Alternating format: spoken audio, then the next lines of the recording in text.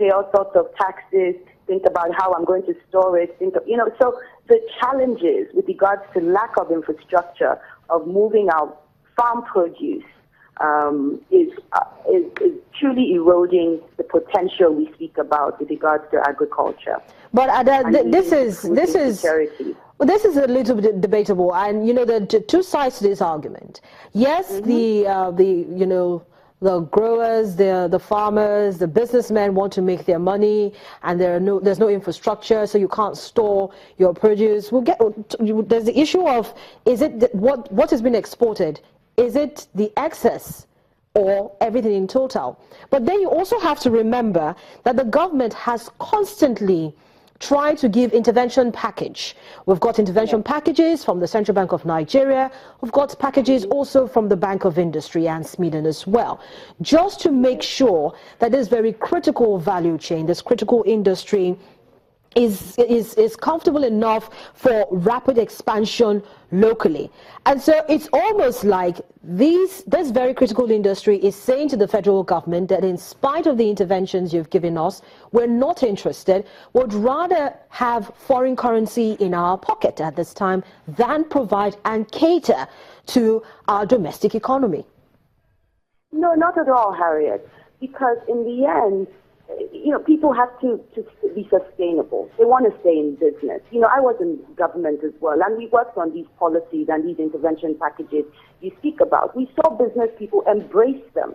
They embrace them because nobody wants to be bringing in things from abroad because, why should I be bringing in cornstarch, for example, to make food here in a processing facility when I can use cassava starch that is grown locally?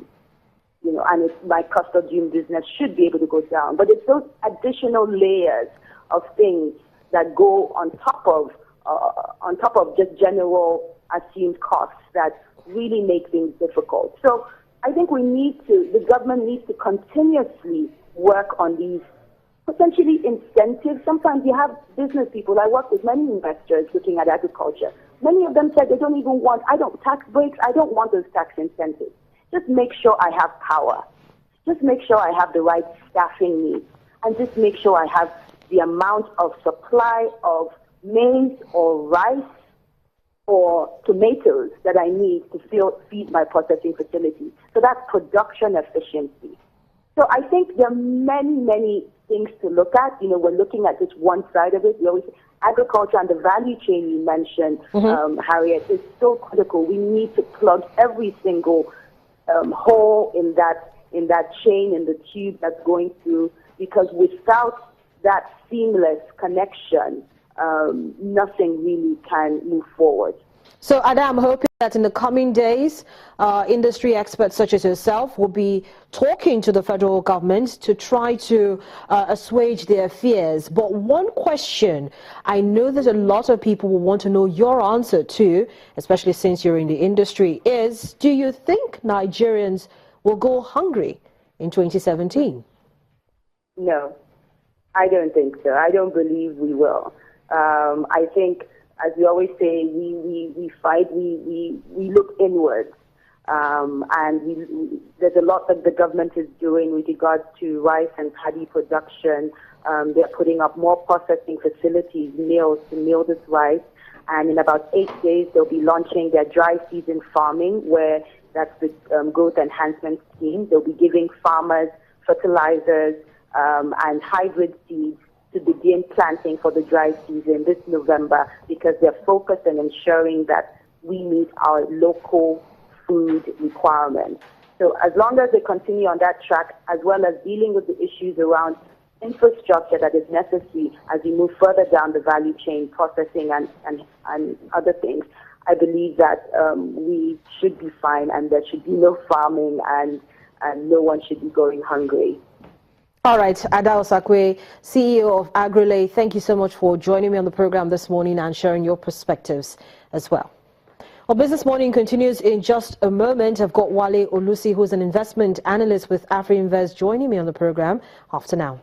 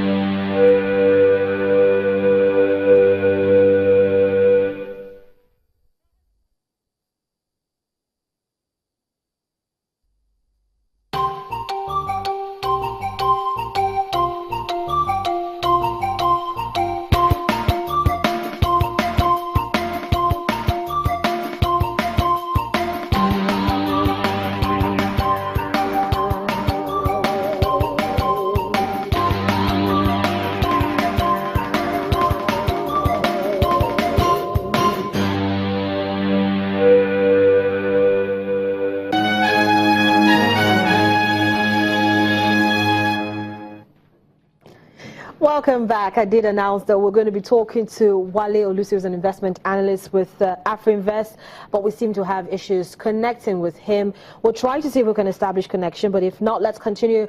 The markets, that's the Nigerian equities market, is already set in continuous trade. Yesterday, the market continued its downward trend, and we saw the all-share index shaving off 0.5% to finish at 25,857.06, and a market capitalization which actually dropped lower to 8.90 trillion naira.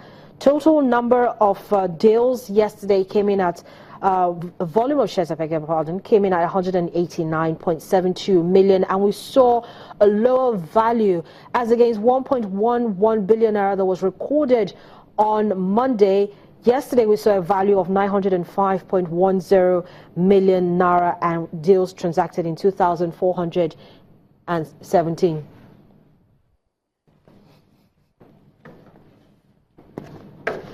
Well, the market is already set in continuous trade. We'll track those numbers for you. But one story that we're tracking for you this morning in the early hours of today, there was an accident on a major highway out of Lagos.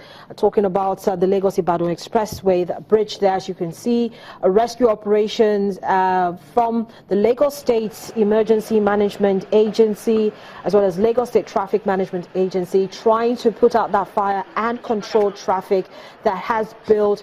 And you can see their residents looking on, and strong warning to them to stay away from this scene to avoid any more fatalities. Reports have it that there have been 2 fatalities, and the various agencies continue to try to put out that fire. This road is a very major strategic road. Going out of Lagos, you have to come through here because it connects you to other parts of the country, to neighboring Ogun State, and further up to other parts of the country. You transport food, goods, a major highway to move petrol, diesel, kerosene from Lagos, of course, to these other countries, and it's going to cost a lot of businesses, individuals, schools, for instance, who actually are outside of this, on this side of town, will not be getting their students or teachers turning it today. And most offices will also have a very low turnout because there are no buses. You can't get transport to move into the state or out of the state, and the various agencies continue to try to manage the traffic and ensure that there is no other fire, because we actually saw a fire early hours of today. There were about 4 cars that were reported to have been affected in this accident. So please stay clear of this road if you do not have any business being on this part of town. Stay away. Of course, Channel Television is tracking this particular story for you. That's the fire, as I reported, that happened earlier today, involving 2 tankers and about 4 other cars on the Lagos-Ibadan Expressway. It's actually the bridge from after Ojodubega, just before you get to Opik. If you're familiar with the area, this is around Kara area. It's a market where they sell cattle and, of course, other food, agri-commodities like tomatoes, pepper, and in some cases yam as well. This was an amateur video that was actually sent in. So one of the trucks that was involved in this accident was carrying food stuff, most likely up country, and the other a tanker laden with petroleum products. We're not sure which one. So the road was cordoned off for fear of a possible fire starting out because of that tanker that is laden with petroleum products. So the motorists were actually prevented from going on the bridge, and we saw a lot of passengers who were in various cars and buses trekking, trying to find their way out. So that's it on today's edition of Business Morning. Many thanks for staying with us. Stay away from the Lagos-Ibadan Expressway if you do not have any business there. But we'll be back tomorrow fresh and bright and early. I'm Harriet Tagbini. Have a beautiful and profitable day.